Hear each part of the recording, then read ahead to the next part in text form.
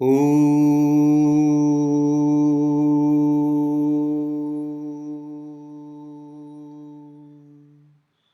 मूकं करोति वाचालं पङ्गुं लङ्घयते गिरिं यत्कृपातमहं वन्दे परमानन्दमाधवम्। बोली श्री कृष्ण चंद्र भगवान की जय। आइए आज इस इजी टू अंडरस्टैंड सेशन में सभी का स्वागत है। और अभी भगवान अर्जुन को एक बहुत ही बेहतरीन ऐसी बात कह रहे हैं। कौन सी बात है, आइए देखते हैं। चैप्टर नंबर 2 श्लोक नंबर 38। दुखे समे कृत्वा सुख दुखे समे कृत्वा लाभालाभौ जयाजयौ लाभालाभौ जयाजयौ ततो युद्धाय युज्यस्व ततो युद्धाय युज्यस्व नैवं पापमवाप्स्यसि नैवं पापमवाप्स्यसि। हरिः ओम। भगवान अर्जुन को कह रहे हैं कि जीवन में कर्म कैसा करना है और कौन से कर्म हमें कभी पाप के भागीदार नहीं बनाते हैं। तो आइए भगवान के इस सुंदर श्लोक को जानते हैं। जया जयौ लाभा लाभौ, जय पराजय, लाभ अलाभ यानी लाभ और हानि, सुख दुखी सुख और दुख, समे कृत्वा इन सब को समान करके, ततः युद्धाय युज्यस्व और फिर हे अर्जुन युद्ध के लिए खड़े हो जाओ, तैयार हो जाओ।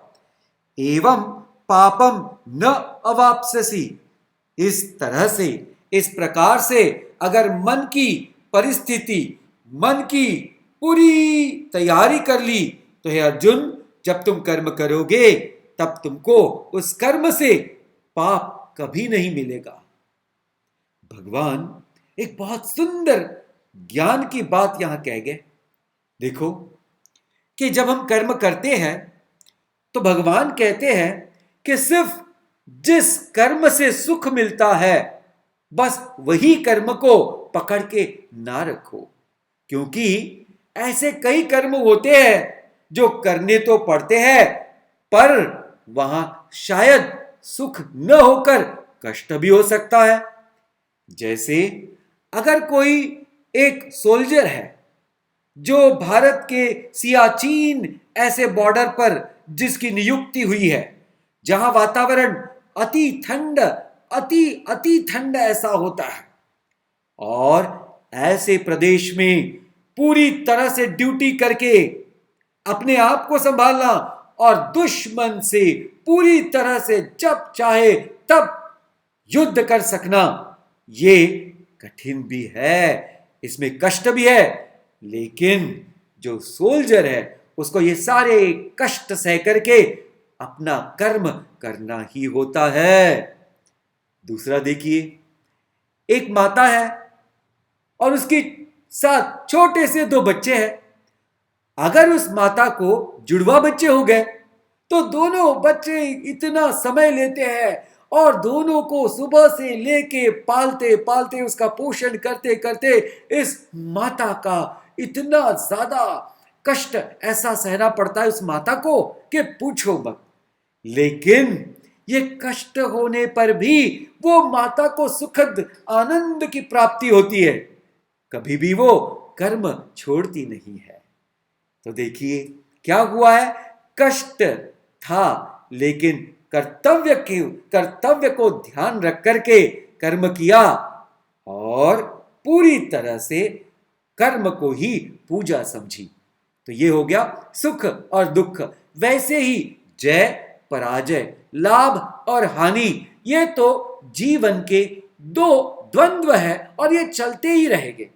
ऐसा कोई व्यक्ति है क्या, ये सवाल हम पूछ रहे हैं, कि जिसका जीवन में कभी भी पराजय नहीं हुआ? ऐसा कोई नहीं है अर्जुन, और ऐसा कोई भी नहीं है कि जिसका कभी विजय नहीं हुआ। दोनों भी आते हैं और जाते हैं। ऐसा भी कोई नहीं है कि जिसमें में कभी किसी को लाभ नहीं मिला। ऐसा भी कोई नहीं है कि जिसके जीवन में कभी हानि नहीं हुई।